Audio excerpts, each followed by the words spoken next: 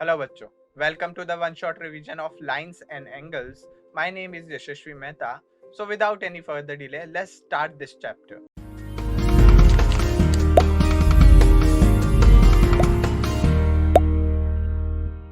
Let's first start with some basic terms and definition. First one is the point. A point is the exact location and it represented by a fine dot. It represented by a fine dot, as you can see over here. A is representing a point. Now the second one is the line. Line is the collection of points which has only length. There will be no breadth and no thickness. So it is one dimensional thing. A line is a straight path that is endless in both the direction. As you can see over here, this representing a line. This is representing a line because you can see it is limitless in both the direction. Now the other one will be the ray, a part of the line which has one end point. So anything which has only one end point is called as the ray, and ray has an initial point and it is limitless to the another direction. For an example, if you can see over here, if I'll cut this line from here and make 0 as the one end point and it will be limitless on the other side, then it is known as the ray. And the last one will be the line segment. A line segment has two end point. That means, like I did earlier, for a ray I decided one end point. If I'll decide one more end point like this, if I'll decide one more end point as 8, then the remaining portion will known as the line segment because it has two end point on either direction. It has a definite length which can be measured. You cannot measure the length of a ray or a line, but you can measure the length of a line segment. So let's see what is the distinction among a line, a ray and a line segment. So first criteria through which we distinguish these three is first the number of endpoint. As we have discussed, a line has no endpoint. It is limitless in both the direction. Similarly, a ray has only one endpoint, that is called the initial point, and it is limitless in the other direction. And if we restrict the movement, if we restrict line on both the direction, that means if it has two end point and a definite length, then it is called as the line segment. So these three are the difference based on the number of endpoints. Now second one is, does it have a definite length? So we have discussed earlier that for a line and ray we don't have a definite length because it is limitless in both the direction, but a line segment do have a definite length. Can you draw it on a paper? So if I talk about a line is limitless, so you cannot draw a line completely on a paper, but you can draw a diagram representing line like this. I can draw it like this, that this representing a line. Similarly, I can draw a ray like this, that it has one end point over here and it is limitless on the other direction, but I can't completely draw a ray and a line. Otherwise, if I talk about line segment, I can draw a line segment. I know a line segment is 8 meter long, then I will draw a line which representing 8 centimeter, which is representing 8 centimeter. So I can draw it like 8 centimeter because it is possible, because I have a finite length. So based on these, we divide line, ray and line segment, or we differentiate line, ray and line segment. Let's move further. Let's see how many lines we talk. Type of lines are, first one is intersecting line. These lines intersect if there is any common point on two lines. If there any common point on two lines, then we will say those two lines are intersecting line. For example, you can see over here, these two lines have a common point, this, and hence we will say these two are intersecting line because they are intersecting at one point. So there will be one common point for both the lines, and hence we are saying these lines are intersecting line. But if I am talking about non-intersecting or parallel lines, they are the lines on a plane that do not intersect anywhere. They do not meet anywhere. They will move along with each other, but they will not cut each other at any point. Like you have seen you might seen rails are also the examples of parallel lines, because they do run parallel to each other but they never meet. Similar the case of parallel lines. Now what is a transversal? A straight line which cuts two or more straight line at distinct point is called as the transversal. Now whenever a transversal cuts two lines, it forms some exterior angles and some interior angles. For an example, here a figure is given. In this figure you can see L and M are two different lines. L and M are two different lines, and P is the transversal who is cutting these two lines on two different points. That is, let's say I'm talking this as point A, and I'm saying this is the point B. So line P cutting L and M at two distinct points, that is A and B, and hence we are calling P as a transversal. Now there are some angles made, that is exterior and interior angle. Let's try to understand all one by one.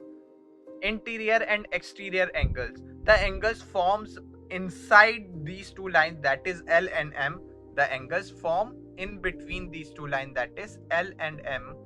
They are called as the interior angle. So if I'm talking about L and M, this part is the interior part, and we can see on the interior part we have four angles, that is angle 3, 4, 5 and 6.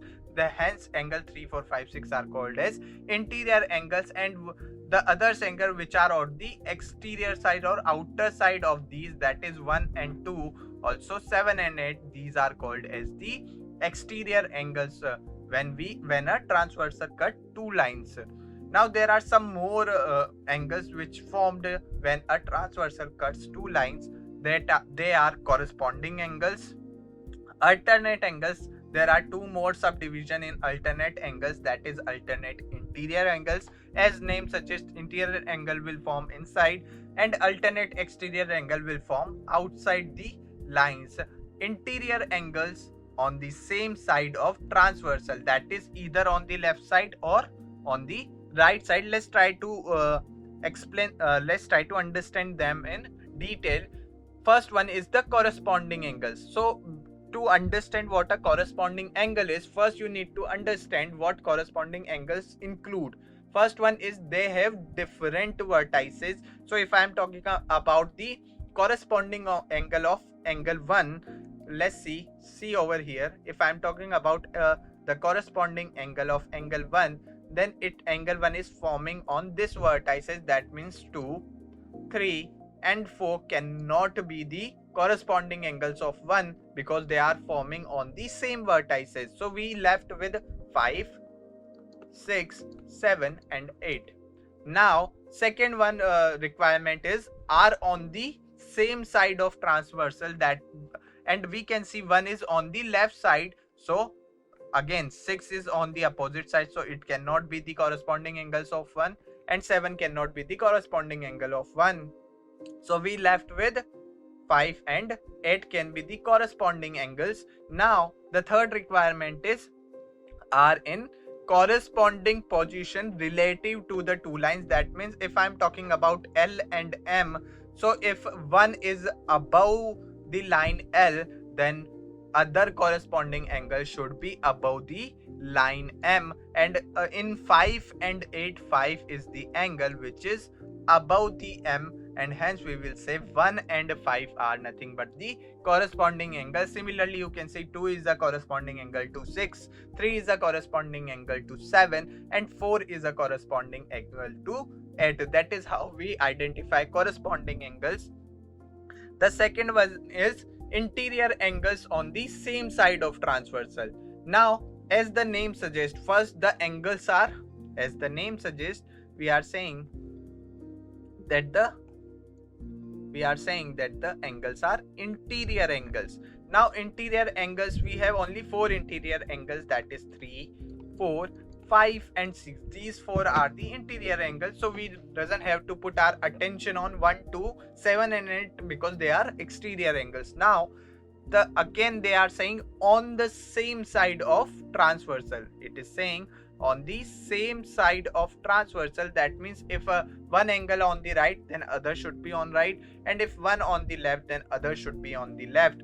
So if I am talking about the interior angle on the same side of transversal for 3, then for angle 3 the angle should be the one on the same side, and because we can see 3 is on the right side, then that angle should be on the right side. So angle 6 is the angle which is interior angle on the same side of transversal, and similarly for angle 4, that is angle 5.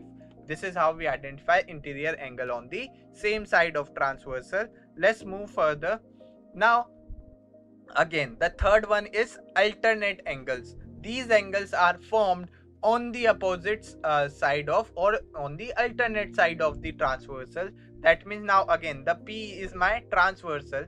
This P is my transversal. So if one angle is forming on right side, then other will be forming on left side, and if other is forming on right side, left side, then other will form on right side. So first talk about alternate interior angles. Now again, interior angles describe this. We are talking about just 4 angles: 3, 4, 5 and 6.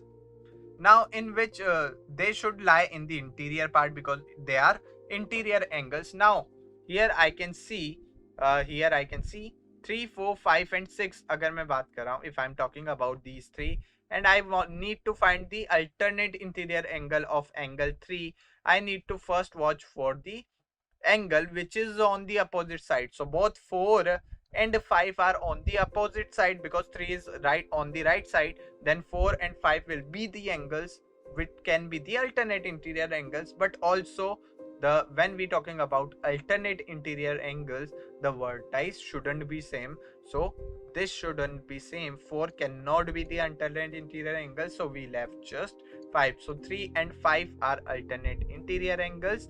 Similarly, when we are talking 4 and 6 are alternate interior angles. So 3 and 5 and 4 and 6 are alternate interior angles. Similarly, when we talk about alternate exterior angle, for 1, if we need to find the alternate exterior angle, that should be on the opposite side and should be on the another vertex. So the 6 and 7 can be the answer. 6 and 7 can be the answer, but also they form on the opposite side of the transversal. They form on the opposite side of transversal. So my answer should be which one? If I am talking about 1, 7 will be the angle I was talking about, which will be the alternate exterior angle of 1, and similarly 2 will be the alternate exterior angle for angle 8. This is how we find out alternate interior angles and alternate exterior angles. Let's put our focus on the another one, that is transversal of parallel lines. Now until here we are talking about two lines which can be or cannot be parallel to each other, but when we talk about more specifically about parallel lines and the transversal, the case is way too important. Now here it is given L, M and are parallel to each other. It is given to us that L is parallel to M and K is nothing but the transversal. Now if two parallel lines are cut by a transversal, then each pair of corresponding angles are equal in measure. Now we know that 1 and 5 are nothing but the corresponding angles, so they should be equal in measure. So 1 should be equals to 5, 2 should be equals to 6, 3 should be equals to 7 and 4 should be equals to 10. A corresponding angle should be equal. That is a very important results. In case of parallel lines and the transversal, the corresponding angles are equals. The second result says if two parallel lines are cut by a transversal, each pair of alternate interior angles are equal. Here it is given the 3 and 5 are alternate interior angles, 3 and 5 are alternate interior angles, and 4 and 6 are alternate interior angles. Therefore, angle 3 should be equals to angle 5 and angle 4 should be equals to angle 6, because we are saying that alternate interior angles should be equal in measure in case of a parallel line and two parallel lines and a transversal. One more important result in this case, if two parallel lines are cut by a transversal, then each pair of interior angles on the same side of transversal are supplementary. We know if we talking about this, then 3 and 6 are then 3 and 6 are the angles, then these two are the angles, now these two are the angles, 3 and 6 are the angles on the one side and 4 and 5 are the angle on the other side. When we are talking about supplementary angles are the angles having sum of angle measure equals to 180 degree, having sum of angle measures equals to 180 degree. So angle 3 when added to angle 6 will give us 180, as well as angle 4 when added to angle 5 will give us 180 degree. This is also one very important. So in case of parallel lines and the transversal, we understand three rules. First, corresponding angles are equal. Second, alternate interior angles are equal. And the third one, the angles on the same side of transversal, interior angles on the same side of transversal are supplementary. That is, they have a angle measure equals to 180 degree. So now this is the one case. Keeping those rules in mind, we will now check for parallel lines. So these results are also applicable. We will talk in reverse manner. That is, if we need to check for parallel lines, we will use these rules only. So when a transversal cuts two lines such that pairs of corresponding angles are equal, then the lines have to be parallel. So first we are saying that if lines are parallel, corresponding angles are equal. Now we are saying if corresponding angles are equals, then lines are parallel. So these are the result which applies on both the ways either. So if you can say that lines are parallel, corresponding angles equal, lines are parallel, both are true. Now in order to identify a corresponding angle, you can keep in mind a letter, that is F. F is the letter which helps you to understand the corresponding angle. So you can see here, we can see a F. Now this 2 is corresponding angle to 6. Similarly, this 3, this one will be equals to 5. This 3 will be equals to 7, and this 4 will be equals to, this is 4, will be equals to angle 8. So letter F will help you to understand corresponding angles. Let's move further and move on to the condition 2. When a transversal cuts two lines such that pair of alternate interior angles are equal, the lines have to be parallel. Initially we are saying if lines are parallel, then alternate interior angles are equal. Now we are saying if alternate interior angles are equal, then lines are parallel. For an example, here it is given 4 and 6. If 4 and 6 are equal, that is if angle 4 is equals to angle 6, then line L and M are parallel to each other. Then line L and M are parallel to each other. The letter which helps you to understand alternate interior angles better is the letter Z. It will help you to understand the alternate interior angles. You can see 4 and 6 are alternate interior angles, as well as this and this. That is, if I'll say 3 and 5 are also alternate interior angles, then angle 3 should be equals to angle 5, then L should be parallel to M. These are the results we need to understand. And the third one which we have a study will be the third condition, that is when a transversal cuts two lines such that pair of interior angles on the same side of transversal are supplementary, the lines have to be parallel. Initially we are saying if the sum of, or if the interior angles on the same side of transversal are supplementary, then lines are parallel. Now we are saying the reverse of it, that if interior angles are supplementary, then interior angles on the same side are supplementary, then lines are parallel. That is how we need to understand the condition. So both three rules are coming now as a condition of parallel lines. These are the condition of parallel lines. So if I am saying that angle 1 and angle 2 will gives us 180 degree, that means these two angles are supplementary, then we will say line L and M are parallel to each other. Keeping all those things in mind, let's try to solve some question. In the following figure, P is parallel to Q. Find the unknown angles. Now we have only three angles we talked about, that is corresponding angles, alternate interior angles, and the interior angles on the same side of transversal. So first one, let's try to understand. If I'll see, I have given only this one, 110 degree. Now angle A, and if I'll talk about P and Q are parallel lines, and we know in case of parallel lines we can say that the corresponding angles are equal. Now angle A is corresponding angle to the 110, and hence we will say 100 angle measure of angle A is nothing but 110 degree, being the reason being corresponding angles. These two are corresponding angles, and hence we will say angle A is equals to 110 degree.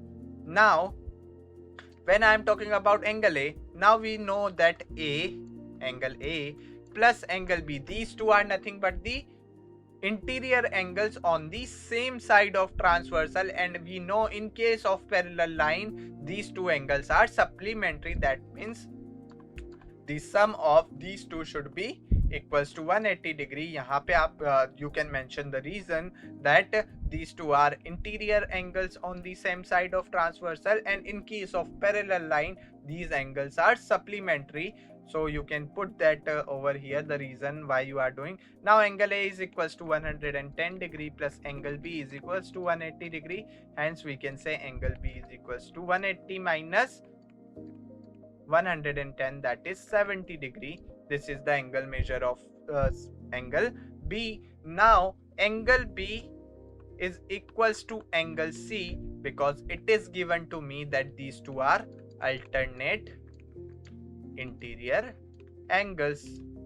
As we can see, if you see, there will be a Z. You can see a Z like this. There will be a Z. So Z always implies for alternate interior angles. So angle C should be equals to angle B, that is equals to 70 degree. That is how we can find the angle measure of all the unknown angles. Easy. Let's move on to the next one. Now in this we have to find angle measure of angle 2 and angle 5. Let's say it is given to me now angle 2 is equals to nothing but angle 6, because it is given to me, I need to find, it is given to me that L is parallel to M. L is parallel to M, and in case of parallel lines and the transversal, corresponding angles should be equal. Hence angle 2 should be equals to angle 6. Here we can see 110 minus x degree should be equals to 4x degree. Solving the equation will gives us 5x degree will be 110, and x should be equals to 110 by 5, that is 22 degree. We got the value of x, so this will come out to be 88 degree. Similarly, this will come out to be 88 degree. Now we will understand one more term later on in this video, that is linear pair. Linear pair are nothing but if you draw a line and one line has another one on the opposite side, then the angle formed over here is nothing but the linear pair. So these two angles, that is this angle and this angle, will make us a linear pair, because the rays on both the sides, the arms are opposite to each other. So whenever we talk about linear pair, the sum of both the linear pair angles should be equals to 180 degrees. So here it is given to me that angle 5 plus angle 6 should be equals to 180 degree. Hence we can already calculate that angle 6 is equals to 88 degree. We can write it down as angle 5 should be equals to 180 degree minus 88 degree. That will give me the value as 92 degree. So angle 5 is nothing but 92 degree. That is how we can find using different methods. Let's solve one more example. In the given figure below, decide whether L is parallel to M. We need to find whether these two are parallel to each other or not. Again, we need to remember all those three conditions which we need to apply when we need to find whether two lines are parallel or not. That the first one is corresponding angles are equal or not, second one is alternate interior angles are equal or not, and the third one will be the angles on the same side of transversal should have angle measure of 180 degree. Now if I am talking about 75 degree, this angle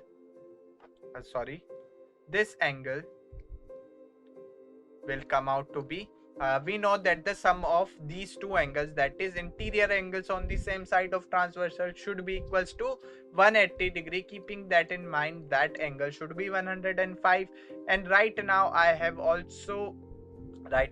explained you one more term, that is linear pair. Keeping that linear pair in mind, this angle should be equals to 75 degree. This angle should be equals to 75 degree. But now look at these two. Look at these two angles. These two angles are also forming a linear pair, but the sum is 75 plus 75, which is equals to 150 degree, and it is wrong because the sum of linear pairs should be equals to 180 degree, which is not the case over here. That means the assumption taken by us that keep these two lines are parallel is wrong, and hence we will say that L and M are not parallel to each other. These two lines are not parallel to each other. Now let's talk about angle and its types. First one I am talking about. First one, what is an angle? The figure formed by two rays with the same initial point is called as an angle. Here you can see this vertex is the point which is common point for both the rays, and again the two rays are going in two different directions having the same initial point will form an angle. So these two are called as the arms. These two are called as the arms of the angle, and the one in between is called as the angle. Now there are three type of angle, that is acute angle, right angle, and obtuse angle. Let's try to understand each of them one by one. First one is right angle. The angle whose angle measure is equals to 90 degree is called as the right angle. So here you can see the angle shown over here has an angle measure of 90 degree. Here the angle measure is equals to 90 degree, and hence we will say this angle is a right angle. We left with the two, acute angle and obtuse angle. Again these two are based on whether the angle is greater than the right angle or less than the right angle. Means if the angle measure of any one is greater than 0 but less than 90 degree, then these angles are called as acute angle. So if angle measure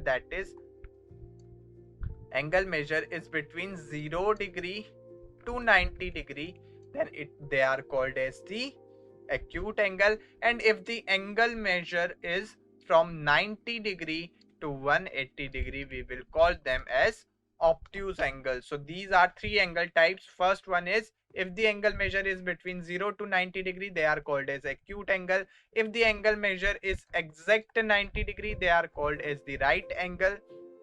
And if the angle measure is from 90 to 180 degree, then they are called as the obtuse angle.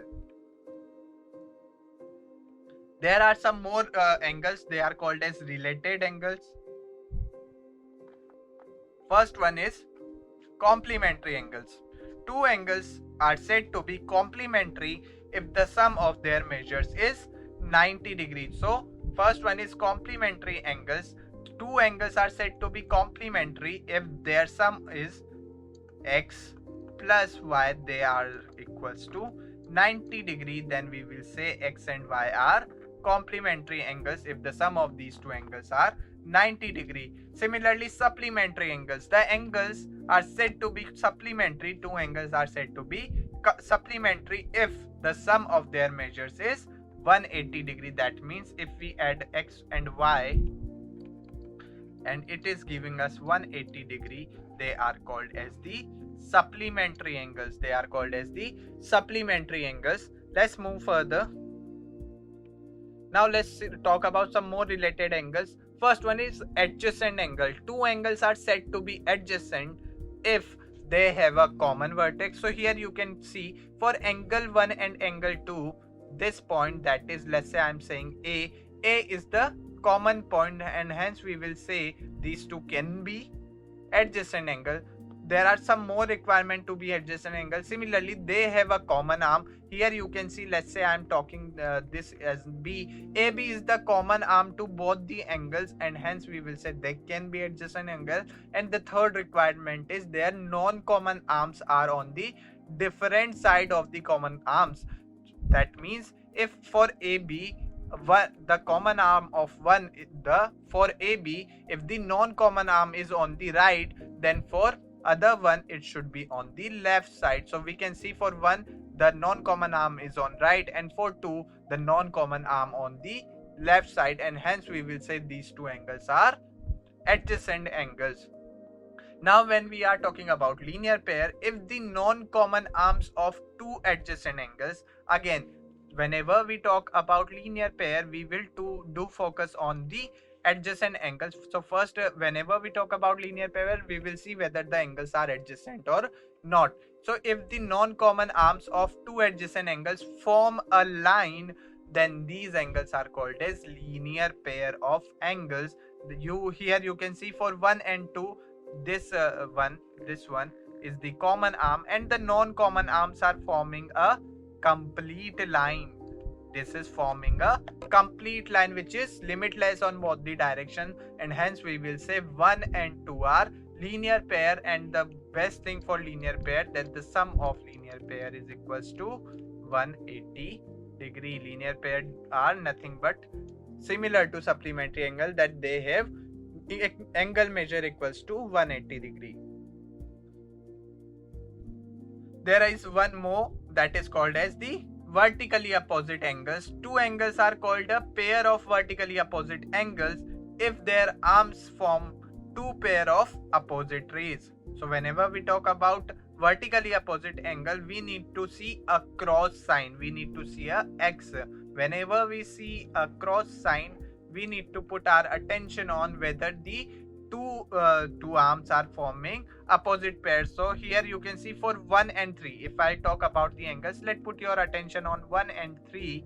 So for one arm is this one, and another arm is on this direction, another arm is on this direction. And for 3, if I talk about, one is on this direction which is opposite to the one arm of angle 1. Similarly, one on this side which is again opposite on the other arm of angle 1. So whenever these things are happening, we will say that the angles are vertically opposite angles. So angle 1 is equal to angle 3. So we will always say we will always say that vertically opposite angles are equal in measure. They will always be equal in measure because the arms are forming in opposite direction. So 1 is equals to C. Similarly, you can check for 2 and 4. 2 and 4 are also vertically opposite angles, and they should be equal in measure. वो equal होने चाहिए measure में. So that is how we identify vertically opposite angle, and this is very important while you try to solve the question. Let's see some theorems. Given lines AB and CD intersect each other at point O. This is the point O. This one is the point O in the middle. To prove the vertically opposite angles are equal, that is 1 is equals to 3 and 2 is equals to 4. We need to prove these. Let's start doing the proof. we start with, we know that 1 and 2 are linear pair, and we know in case of linear pair the sum of angles should be equals to 180 degree. The reason being these two are linear pair because they are for their arms are forming a complete line. Similarly, we can see for angle 2 and angle 3, they are also forming a linear pair, and hence we will say these two should be equals to 180 degree because their arms are also forming a complete line. Now let's give it equation 1, and this is equation 2. So from equation 1 and 2 we can say angle 2, yeah, if I'll say from equation 1, if I'll say angle 2 is equals to 180 degree minus angle 1, put this in equation 2, we will get we have equation 2 as 180 degree. Put 180 degree minus angle 1 plus angle 3 is equals to 180 degree. Send this 180 degree should be cancelled out because it is on both the side of equation. So we will come up with angle 1 is equals to angle 3, transposing angle 1 to the right hand side, we will say angle 1 is equals to angle 3. In similar way you can prove for angle 2 and angle 4. This is how we prove that. This is how we can see that vertically opposite angles are always equal in measure. That is the reason with the proof. Let's focus on some practice problem of this.